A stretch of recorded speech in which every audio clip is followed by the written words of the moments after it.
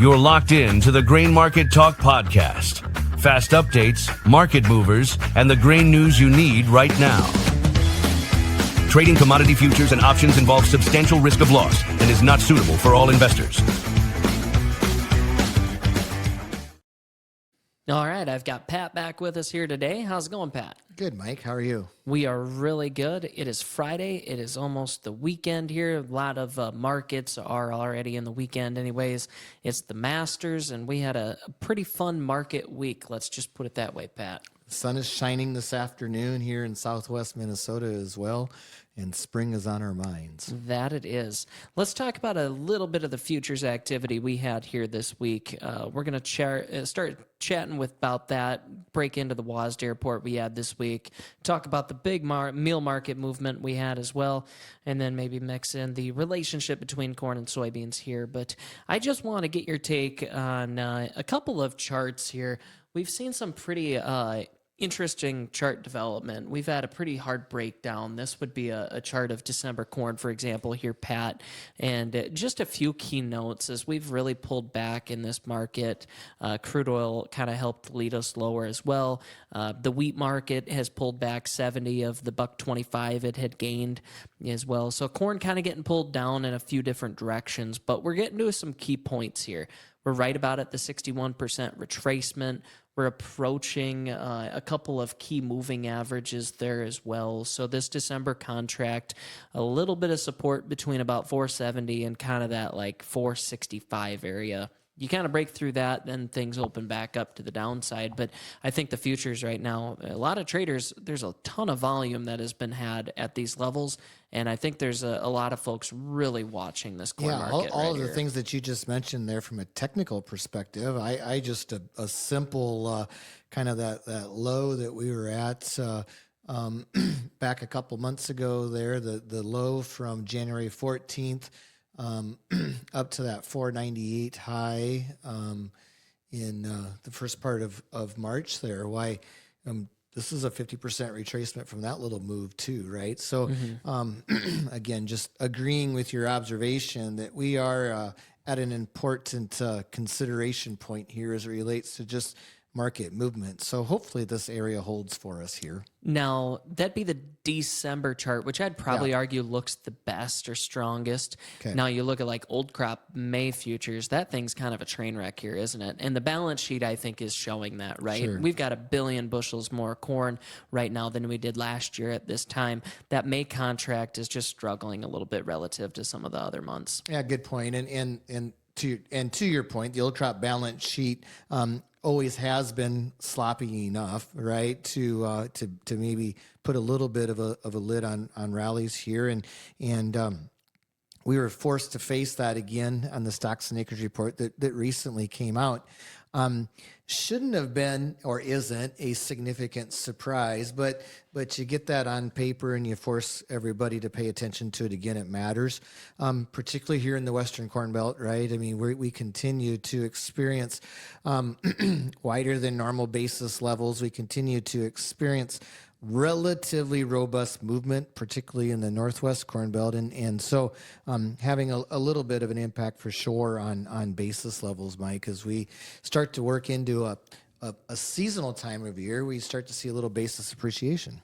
For sure. I am a little pullback here, helping the basis out. It seems like it's short-lived a little bit as we just especially try to fill up specifically at the ethanol plants, April, May, kind of this little gap we got here. Once we kind of get past that hump, we'll see if that sticks around or not. But I am curious on that. So on the new crop balance sheet, again, coming off the stocks and acreage report, that 95.2 or 0.3 million acre planted number was a little bit, just again, let's just get perspective on that. How did that number stack up versus expectations?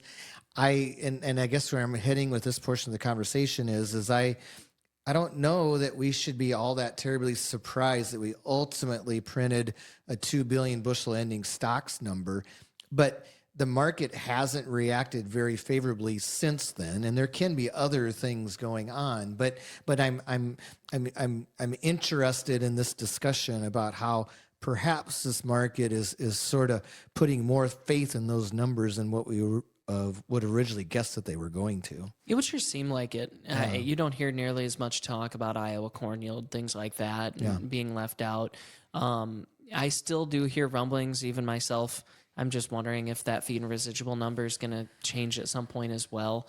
But at this point, it's stuck around for so long that why would they fix it now? Is the other side of it. So at this point, I was a little concerned about. We saw a decrease in that quarterly stocks report. Didn't get it reflected in the WASDE report yesterday. They left that number the same for beginning stocks. So we'll see what we walk into for that number. But what did you make of the WASDE report yesterday, Pat? Specifically, corn, no changes to the balance sheet. Pretty easy to make any observations there. The world balance sheet, no major changes on corn. So, wheat was a pretty big miss. There's quite a bit more wheat around than maybe what they expected. What do you think about the soybean one? We did change crush by 35 million bushels. They increased that. They offset it with a lowering of 35 million bushels of exports. What did you think about the balance sheet and what we saw yesterday? Well, I didn't. This particular monthly report probably didn't do this observation justice, but I would just say that demand still seems to be sneaky good, right? And that's true from a corn, especially a global balance sheet perspective. And I think it's true from a soybean balance sheet perspective too. So if I have a takeaway from all of that, it would just be for sure get why we're increasing domestic crush numbers here, and should, especially with those margins and especially with the investment taking place in that industry. But I'm not so sure that we should be correcting that with a soybean shipment number on the export side of things, because the U.S. does have the opportunity, I think, to be somewhat competitive in that space. And there are a little bit of delays in harvest down in Argentina, nothing of significance, but the combination of a little bit slower progress and currency challenges withholding the desire for the Argentine producer to transfer ownership, I think is creating for a little bit better opportunity on both the soybean product and soybean meal front in terms of exports. And so anyway, a little tightening balance sheet in the oilseed complex is maybe part of the reason why, we've already talked a little bit, Mike, about correction in the new crop balance sheet on corn. There hasn't been one in the November contract, right? So soybeans are maintaining this nice, steady uphill climb here, and maybe just a little bit of those reasons that I just cited are the reasons why. Well, it's going to have to figure out what byproduct it wants to trade too, because you talk about soybean oil being down today, so then meal was up, and then some other factors as well. But it's having to decide daily, okay, which one do I want to follow today? And a lot of it's been soybean oil lately, but it seemed like today meal definitely had an impact on it, and that likely has to go back to your observation about Argentina, don't you think? That's part of it. Yeah, and then circle around to the technical aspects of it too, right? We tried again to trade meal down into that 305 to 310 support area, kind of all the way through in those deferred slots, and the market was technically at risk earlier this week, and it held those support levels pretty nicely. And so I think there was a bit of a motivational there from a technical rebound in that meal complex, and then maybe you just got money following trends there just a little bit. But yes, technically coupled with some delays in export opportunities in Argentina, certainly provided, I think, for this correction or rebound today. It'll be interesting to see in that meal complex what kind of momentum that can build off of that next week. One of the bigger moves I've ever seen in the meal market today, up $14 on that front month. A pretty massive move there for sure. Crude oil ending the day pretty red, actually. We're down over $1.50 now in the front month. Seems like it's giving up going into the weekend, and we kind of saw that out of soybean oil most of the day too. But that puts your front month at 96.5, and when I look at the impact crude oil has been having on the grain market specifically, they've been decoupled a little bit lately. Mm-hmm. However, big moves out of the crude oil market still tend to push the grains. And I don't think it's a coincidence that the other day when we saw $10, $15, $20 sell-off in the crude oil market, we've been seeing a pretty red sell-off through corn and wheat as well. It seems like they're still tied together a little bit. It's just going to have to pick what days it wants to trade along with it, and that's likely the big movers and shakers that we see each and every day. But that's not going away. It's a 2-week ceasefire that we're only a couple days into that has been somewhat fragile. A lot of folks are calling it. So I just have a feeling that, especially going into this time of the year, volatility isn't going away anytime soon. Yeah, agreed. And just as it relates to energy and crude oil and then crude oil versus corn and versus renewable diesel and soybean oil and all that, I would just instead of trying to guess what happens next in the next couple weeks, I like to try to extend this conversation beyond that a little bit with the following observation, which is I believe that we've done some systemic damage to the infrastructure in the Middle East. I think it will have a lasting impact on crude oil supply and also fertilizer supplies. And so I think it's appropriate for producers to at least consider the possibility that we need to kind of reset our energy expectations in terms of input costs here and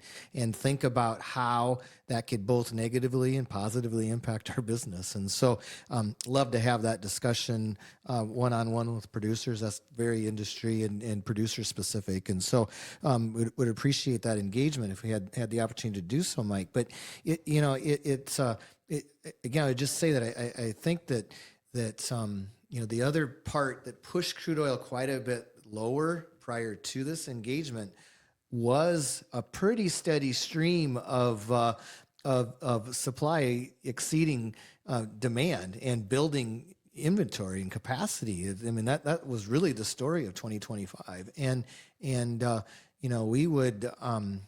we would submit to you that there was going to be a little bit of a supply versus demand dynamics change taking place at some point this year anyway, right? And then you sort of build on top of that this supply disruption with the Middle East conflict. I think it really has the potential to sort of pile on here just a little bit. So at any rate, certainly something we should keep an eye on. Talk about a really big whipsaw waiting for us that if this does abruptly end at some point this summer especially, I mean, Trump, he's well known. He loves cheap gas, cheap oil prices. He's also known for cutting a lot of red tape, and trying to increase oil production in the U.S., which our stocks are already high, like you said. Talk about the fall that could potentially have in energy prices here if this does get resolved anytime soon in the U.S. specifically.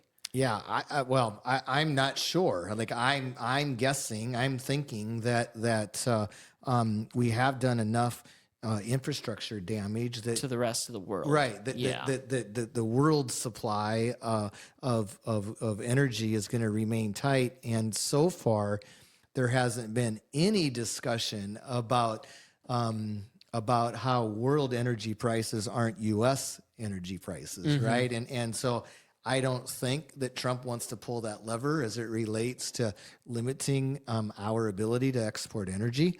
But I mean, until those types of conversations starts to happen, Mike, I'm under the impression, or at least my bias at this point is that the downside on this thing is relatively limited, because of the changing global dynamics. And then you start to mix in what crude oil price globally is priced through, which is the U.S. dollar.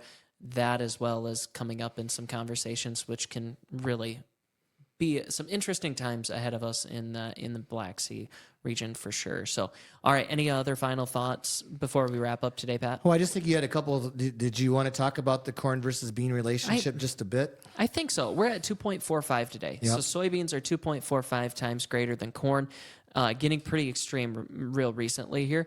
That would show the soybean market's been rallying here while corn is sold back off to levels that we saw very frequently through the earlier part of the year here at 470.